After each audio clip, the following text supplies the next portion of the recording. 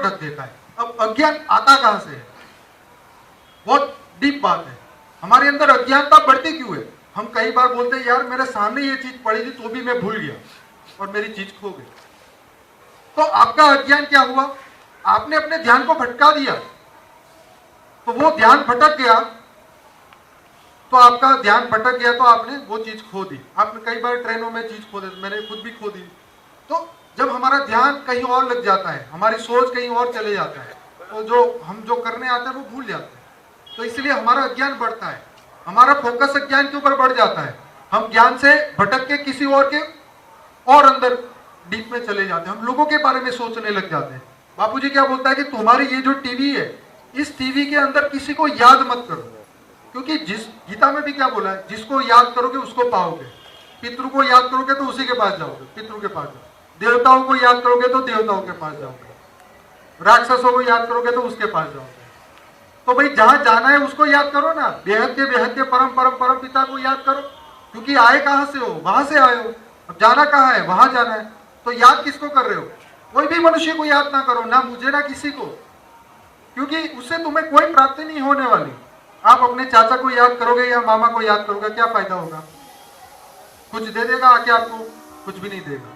तो आपको आपको आपको प्राप्ति क्या चाहिए? आपको ज्ञान की प्राप्ति चाहिए। तो ज्ञान के बारे में सोचो, ज्ञान को अपने अंदर उतारो, उसको बार बार रिपीट करो। जो भी मैं आपको ये बोल रहा हूं, ये कोई मेरे अंदर रिकॉर्डिंग नहीं है कि मेरे आगे टीवी में आ रही हो मैं बोल रहा हूं। इसको मैंने अंदर धारण किया है, मैंने इसको 500 बार सुना है, तो वो मेरे अंदर से बाहर आ रहा है। उसको मैं समझाऊं, मेरा पूरा फोकस उसके अंदर लगा है। तो आप भी अपना फोकस लगाओ, अपने अंदर से उस ज्ञान को जगाओ, आपके अंदर जो ज्ञान की अग्नि उसको तेज करो। क्योंकि क्या होता है, धुआं होता है ना, वो ज्ञान को ढक देता है, वो अग्नि को ढक देता है। जब धुआं होता है तो आग दिखाई देती नहीं? दिखाई देती। क्यों नहीं दिखाई देती? क्योंकि धुएं के अंदर ये शक्ति है कि वो किसी को भी, जैसे आईना, अगर आईने के ऊपर धूल लगी है तो क्या होगा? आप अपना ही चेहरा नहीं देख पाएंगे। तो जो हमारा अज्ञान है वो हमारे ज्ञान को ढक देता है, हमारी आत्मा की शक्तियों को ढक देता है, हमारी अंदर की सोई हुई शक्तियों को ढक देता है। तो इसकी वजह से हम क्या होता है, हम अपने ही विचारों से दुखी होना शुरू हो जाते हैं। तो आईने को स्वच्छ करो, अपनी आत्मा को स्वच्छ करो, अपने अंदर ज्ञान को बार बार रिपीट करो।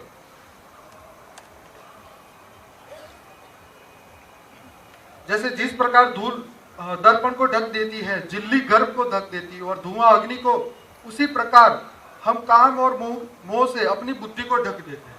हमारी बुद्धि में क्या आ जाता है? काम, क्रोध, लोभ, मोह, अहंकार। ये पांचों चीज जब हमारे बुद्धि में आ जाती है तो वो हमारी आत्मा को ढक देती है। हमारा रियल सेंस क्या है, हमारी आत्मा कैसी थी? बापू जी बोलते हैं ना कि तुम बेहद की परम परम परम आत्माएं थी, तुम्हारे अंदर हजारों सूर्यों की शक्ति थी। हाँ, अभी तो 5 वोल्ट का बल्ब जितनी भी शक्ति नहीं है।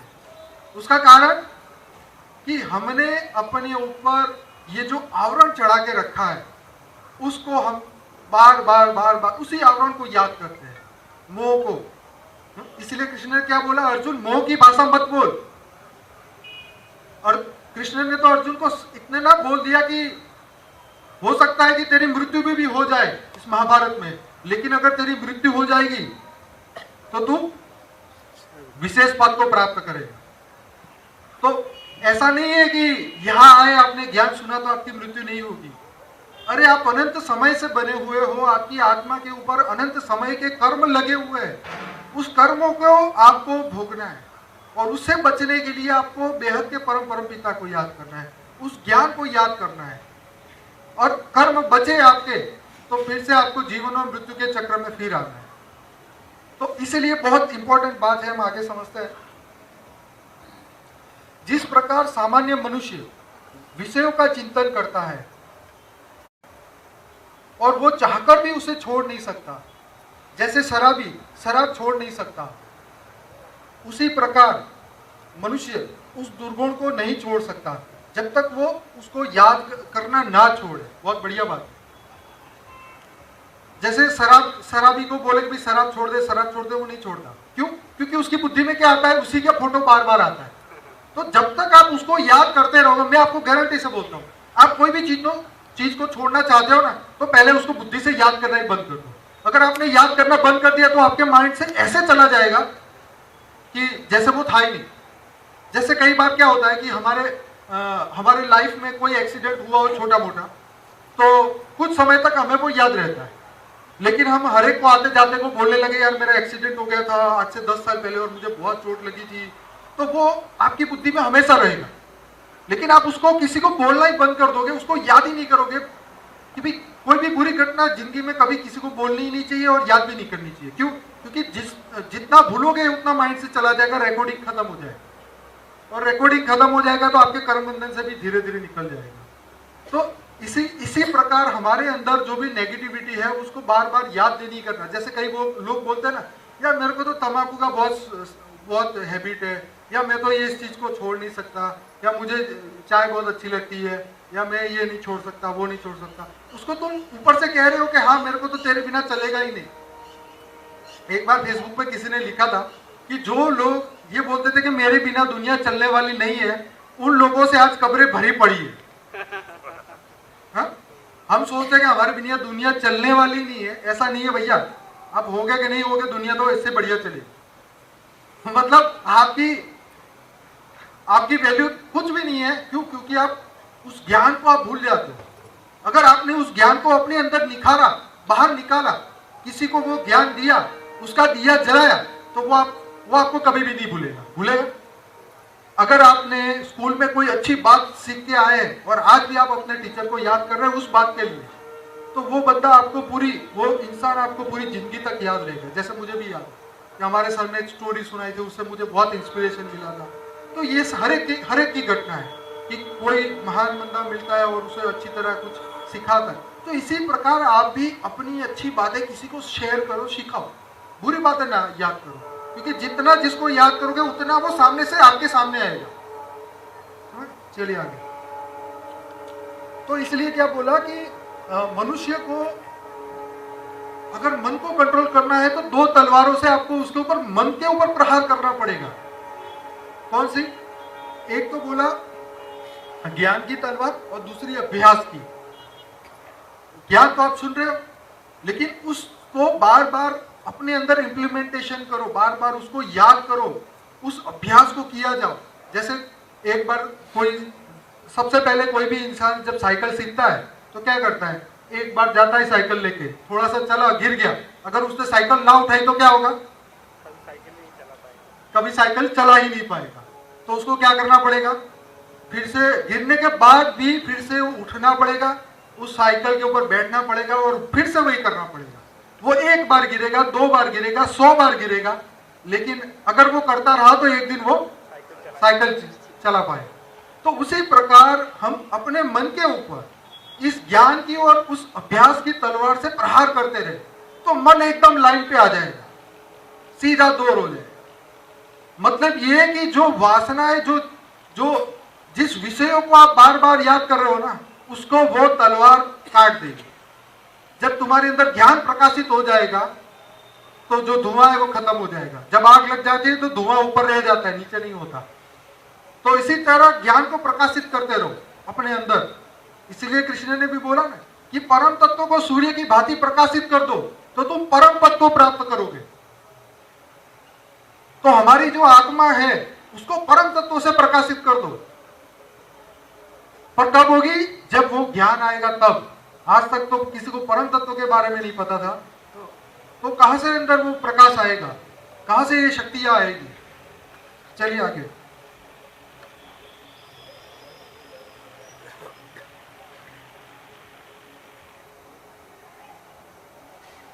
मनुष्य विषयों के बारे में बार बार सोच के जो कर्म क्रिएट करता है वह कर्म के फल से बच नहीं सकता, और उस वो फल स्वरूप उस चीज का इतना आकर्षण बढ़ जाता है कि वह पूरा दिन उसके बारे में सोचता रहता है और कर्म चक्र चलता रहता है। वो चाहकर भी उसे छोड़ नहीं पाता।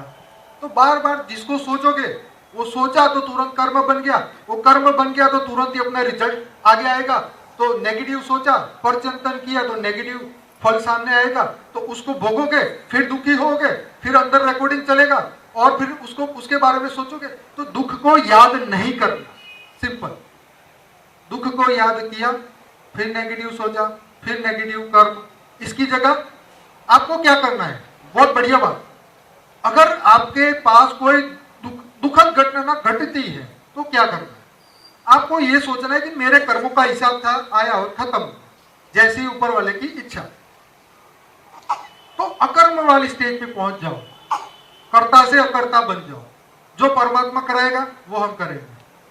जब इस सोच के साथ आप जीवन जिएंगे ना, तो आपकी जिंदगी में सुख के सिवाय कुछ भी नहीं होगा। अच्छी सिचुएशन में भी सुखी, दुख में भी आप सुखी। उसका कारण कि आप करता नहीं, आप अकर्ता है, आपको कराने वाला ऊपर वाला है। वो जो डायरेक्शन देगा उस हिसाब से हम चल रहे हैं, हमारी जिंदगी चल रही है, हम वही कर्म कर रहे हैं। तो दुख का का जैसे हम क्या करते हैं, जैसे हम कोई काम छोटा सा करते हैं और गलती से वो गलत हो जाता है, तो हम क्या बोलते हैं, अरे ये तो तुमने बोला था इसलिए उसमें मेरा क्या कसूर, बोलते कि नहीं बोलते। हम बच्चे होते हैं तो बोलते हैं वो तो मेरे पापा ने बोला था इसलिए मैंने कर दिया, उसमें मेरी क्या गलती, उन्होंने मुझे बोला था। तो कहने का मतलब ये है कि हमें ऐसी स्टेज पे पहुंचना है, ऐसा नहीं कि बुरा करके आए बोले वो तो उन्होंने सिखाया था, ऐसा नहीं, पॉजिटिव चीज। क्योंकि देखिए आगे बढ़ने के लिए आपको पॉजिटिविटी ही आगे बढ़ना, उससे ही आप आगे बढ़ सकते हो। कभी भी नेगेटिव लोग आगे बढ़ नहीं सकते, आज नहीं तो कल को उसका फल सामने आ ही जाएगा। तो आगे बता रहा हूं कि जो आकर्षण हम हमारे अंदर जो आता है आकर्षण, कोई भी चीज के लिए आकर्षण जब क्रिएट होता है तो आकर्षण से होता क्या, जब उस आकर्षण को बार बार हम जो याद करते हैं उसका आकर्षण होता है। उसका जो क्रोध है, वो मोह है,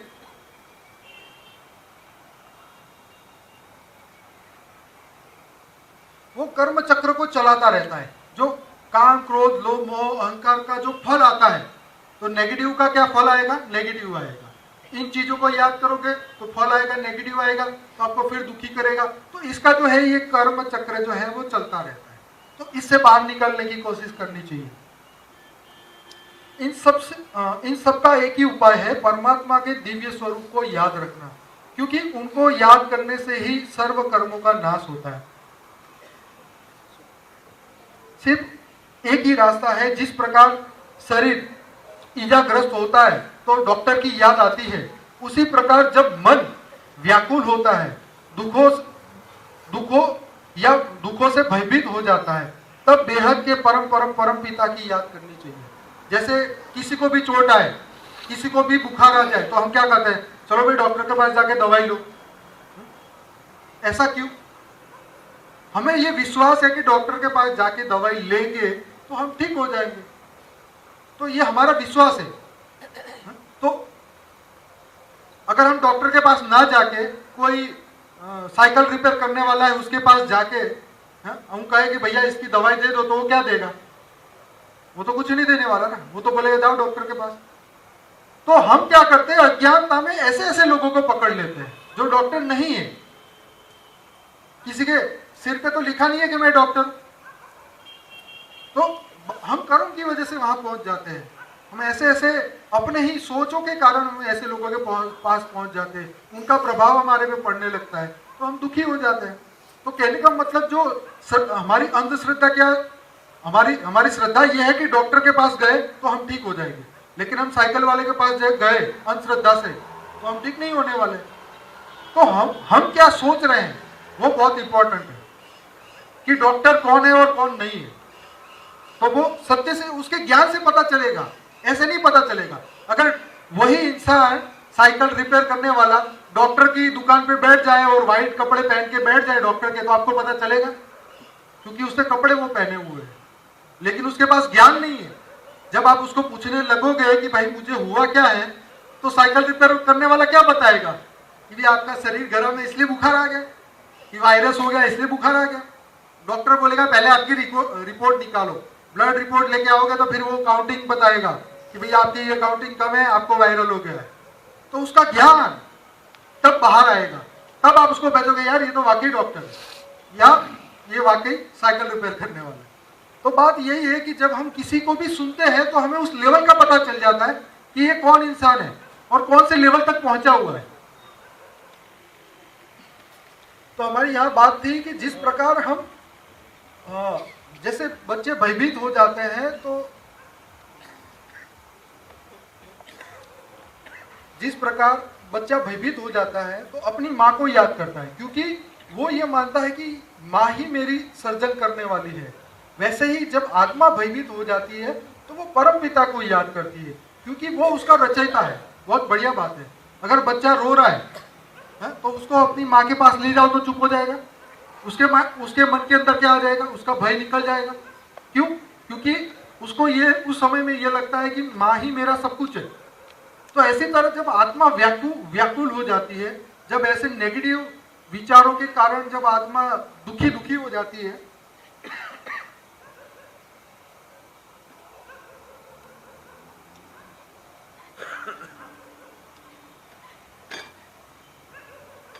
तो हमारे अंदर ही ये चक्र चलता रहता है। सुख और दुख का चक्र है जो हमारे अंदर चलता है। जब हम खुश हो जाते हैं, बहुत खुश हो जाते हैं, तब तो हम भगवान को याद नहीं करते। लेकिन जैसे हमारे कर्म का फल सामने आने लगा और तुरंत ही व्याकुल होना चालू, मेरे साथ ही क्यों, मेरे साथ ही क्यों, क्यों मैं, वाई मी, वाई। तो ये जो वाई है उसको हटाने के लिए परमात्मा को याद करना पड़ेगा, क्योंकि उसके बिना कोई छुटका नहीं है, कोई चारा ही नहीं।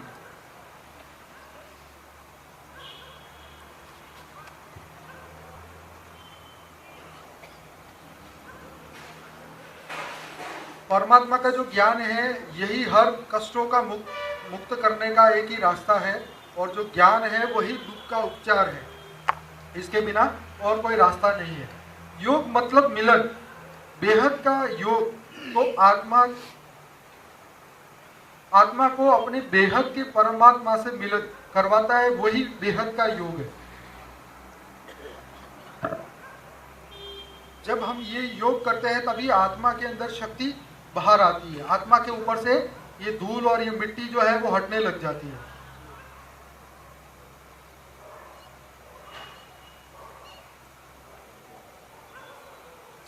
देखिए, जो सत्पुरुष है, मतलब जो अच्छे व्यक्ति है, वो अपनी अधिकारों की सीमा जो है उसका उल्लंघन नहीं करते। बहुत बढ़िया बात है कि हमारी एक सीमा है, हर चीज की एक सीमा होती है। जैसे कहते हैं ना कि रबर को ज्यादा खींचना नहीं चाहिए, क्या हो जाता है, टूट जाता है। तो ऐसी तरह हर इंसान की एक लिमिट होती है, हर रिश्तों की एक लिमिट होती है। इस रिश्ते को इससे ज्यादा और लंबा नहीं खींच सकते। तो उस सीमा का किसी भी सत्पुरुष को उसका उल्लंघन नहीं करना चाहिए। हम लोग क्या बनते हैं कि चौधरी बन जाते हैं, लोगों के घर जाके उसको फालतू की एडवाइस देने लग जाते हैं। हालांकि बाद में आप ही गाली खाते हैं, लेकिन आपका जो स्वभाव है, आदत है कि बिन बोले सलाह देना, उसको बदलना चाहिए। क्योंकि वो क्या करता है, पर चिंतन करने से, किसी को फालतू की एडवाइस देने से दुखी मिलता है, वो तुम्हें गालियां देने वाला है। इसीलिए बोला ना कृष्ण ने, कौन जिएगा कौन मरेगा तुम्हारी समस्या नहीं है, वो उसका कर्म है, वो उसको करना ही करना है, और उसको उसका सुख और दुख भोगना ही भोगना है। देखिए, योग जो है वो कर्म का कौशल है। मोह का जो त्याग है वो कर्म का कौशल है। सफलता और असफलता दोनों में समान रहना, ये कर्म का कौशल है। हमें कर्म का कौशल जानना चाहिए कि कौन से कर्म ऐसे हैं, मतलब ऐसा हम सीख जाए कि सफलता मिले या असफलता मिले, लेकिन हम समान स्टेज में रहे, हम दुखी ना हो जाए, सुख में सुखी ना हो जाए और दुख में दुखी ना हो जाए। ये हमें कर्म का कौशल हमें सीखना चाहिए। चलिए, अभी थोड़ा सा है, पर अब मैं बाद में कराऊंगा, लेकिन अभी मैं आपको योग कराऊंगा, क्योंकि योग जो है वो कर्म का कौशल मतलब हमारी आत्मा का कौशल है। और जितना आप योग में आगे बढ़ते जाएंगे, जितनी प्रैक्टिस करेंगे, उतना ही आपका मन कंट्रोल में आता जाएगा। आपका काम, क्रोध, लोभ, मोह, अहंकार सब कुछ आपके अंदर कंट्रोल में आ जाएगा। और इसके लिए जो है हमें वो बार बार हैबिट, उसको योग को करना है, क्योंकि योग से ही आपके कर्म विनाश हो सकते हैं, क्योंकि योग से ही आपकी आत्मा परमात्मा तक पहुंच सकती है। उसके लिए आपको क्या करना चाहिए, मैं आपको योग कराऊंगा। ठीक है, अभी आप शांति से अपने किताबें बंद करके आंखें बंद कर दीजिए।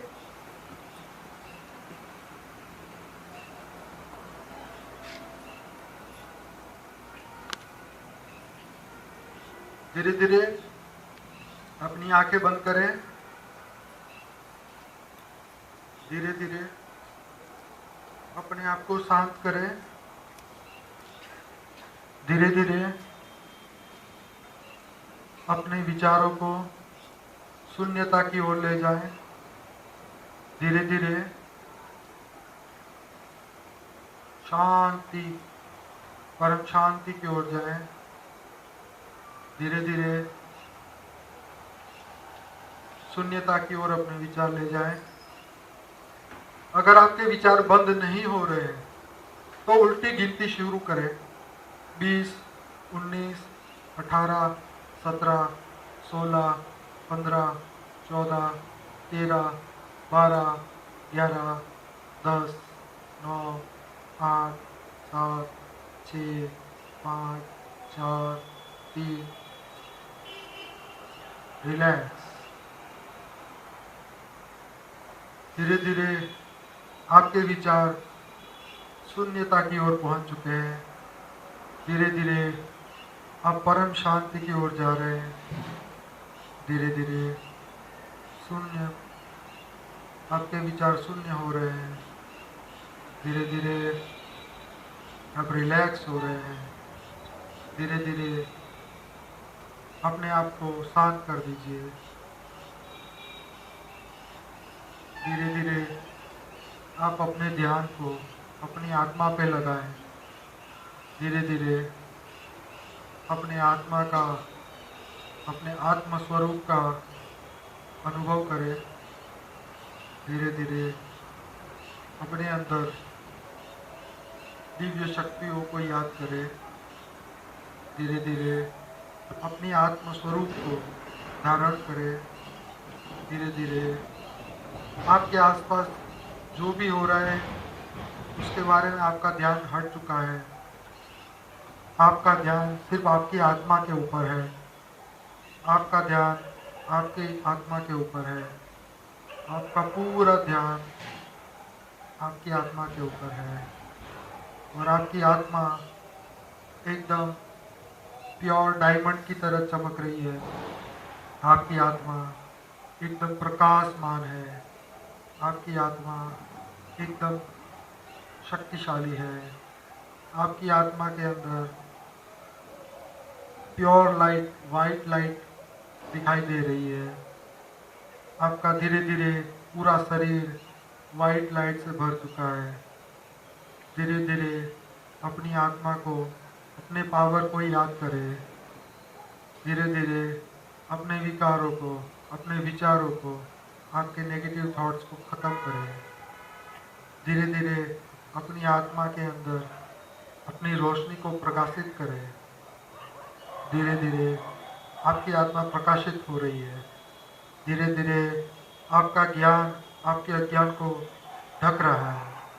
धीरे धीरे आपकी आत्मा डायमंड की तरह चमकने लग गई है।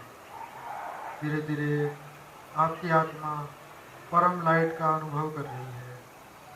आपका शरीर शांत हो चुका है।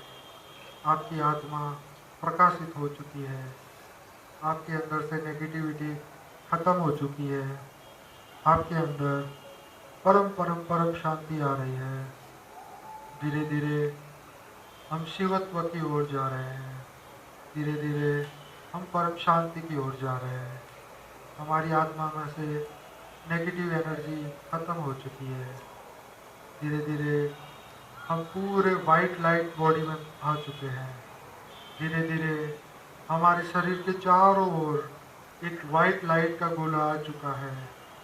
धीरे धीरे हमारा वाइट लाइट का गोला पूरा वाइट लाइट से भर चुका है। धीरे धीरे हमारा शरीर स्वस्थ हो रहा है। धीरे धीरे हमारी आत्मा जागृत हो गई है। धीरे धीरे हमारे शरीर के हर सेल स्वस्थ हो चुके हैं। धीरे धीरे हमारी आत्मा प्रकाशित हो गई है। धीरे धीरे हमारे अंदर परम परम परम परम शांति आ रही है। अब हम धीरे धीरे इस पृथ्वी लोक से अनंत कोटि ब्रह्मांडों को क्रॉस करते करते बेहद के परम परम परम धाम तक अपनी बुद्धि को लेके जाएंगे। धीरे धीरे आपके अंदर प्रकाश, लाइट, परम शक्तियाँ जागृत हो चुकी है।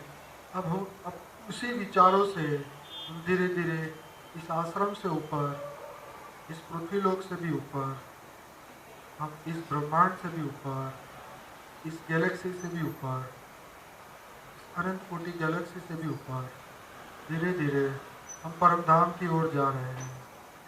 धीरे धीरे वहाँ पे परम धाम में बेहद का प्रकाश, बेहद का परम परम परम प्रकाश है, जो कि वाइट कलर का, प्योर वाइट है। वहाँ पे बेहद के परम परम परम महाशिव है, बेहद के परम परम परम महाशिव है, जिसके अंदर से परम परम प्रकाश पूरे यूनिवर्स तक जा रहा है। हम धीरे धीरे हम परम धाम में जा चुके हैं। धीरे धीरे हम उनके सामने पहुंच चुके हैं। वहाँ बेहद के बाप है, बेहद की माँ है, परम परम परम परम लाइट में सब है। हम पूरा ग्रुप परम धाम में सबके साथ परम लाइट में पहुंच चुके हैं। धीरे धीरे बेहद के परम परम पिता से, बेहद के परम परम ब्रह्म से, बेहद के परम परम पिता से, बेहद की परम परम लाइट, बेहद की परम परम शक्तियाँ, परम तत्व धीरे धीरे हमारे कारण शरीर के अंदर, हमारी आत्मा के अंदर हम ट्रांसफ़र करेंगे। धीरे धीरे धीरे धीरे हमारे अंदर परम परम परम शक्तियाँ हम पृथ्वी पे हमारे शरीर में ट्रांसफ़र करेंगे। धीरे धीरे बेहद के परम परम धाम से जो शक्तियाँ मिल रही है, वो धीरे धीरे धीरे हम इस धरती लोक में अनंत कोटि ब्रह्मांडों को क्रॉस करते करते करते इस धरती लोक में, इस पृथ्वी लोक में, इस आश्रम में, हमारे शरीर के अंदर, हमारे गोले के अंदर, हमारी आत्मा के अंदर वो शक्तियों को हम ट्रांसफ़र करेंगे। और धीरे धीरे वो शक्तियाँ हमारे अंदर, हमारी आत्मा को जागरूक करती जा रही है। धीरे धीरे हमारे शरीर के अंदर बेहद की परम परम परम शक्तियाँ आ रही है। उसी पावर से धीरे धीरे हमारे शरीर के, हमारी आत्मा के, हमारे स्थूल शरीर, हमारे कारण शरीर, हमारे सूक्ष्म शरीर, सब शरीरों में से नेगेटिव एनर्जी निकल चुकी है। धीरे धीरे हमारे अंदर परम प्रकाश प्रवेश कर चुका है। हमारा शरीर धीरे धीरे पहले से ज़्यादा स्वस्थ हो रहा है। हमारे अंदर परम परम परम शक्तियाँ जागृत हो चुकी है। हम दिव्य आत्माएं बन चुकी है। हमारे अंदर वही परम पावर आ चुका है, जिस पावर से हम पूरी दुनिया को परिवर्तन कर सकते हैं। वो पावर हमारे शरीर को स्वस्थ कर रहा है। हमारे शरीर के हर ऑर्गन स्वस्थ हो रहे हैं। हमारे अंदर से नेगेटिव एनर्जी रिलीज हो रही है। हमारे 100 ट्रिलियन सेल्स जागृत हो चुके हैं। हमारा स्थूल शरीर, हमारा सूक्ष्म शरीर, हमारा कारण शरीर रोग मुक्त हो चुका है। हमारे पिछले जन्मों के जो भी कर्म थे वो खत्म हो रहे हैं। धीरे धीरे धीरे हम जागरूक हो रहे हैं। हमारी आत्मा तेजस्वी बन चुकी है। हम परम प्रकाश को अपने अंदर सूर्य की भांति प्रकाशित कर रहे हैं। हमारी आत्मा खूब जागरूक हो चुकी है। अब हमारे विचार बेहद के परम परम परम धाम से वो पावर ला रहे हैं और वापस हम उसी पावर से पूरी दुनिया के अंदर, पृथ्वी के गोले के ऊपर वाइब्रेशंस डाल रहे हैं और इसी से पूरी दुनिया को परम परम परम शांति के वाइब्रेशंस पहुंचाएंगे। इसी प्रकार पूरी दुनिया के अंदर, परम धाम के अंदर से जो पावर आ रही है, वो पृथ्वी लोक में धीरे धीरे धीरे पूरे सूर्य मंडल में, धीरे धीरे धीरे धीरे पूरे यूनिवर्स में, पूरे विजिबल यूनिवर्स में बेहद की पावर पूरे यूनिवर्स के अंदर ट्रांसफ़र कर रहे हैं। यही हमारे कर्म बचे हुए हैं।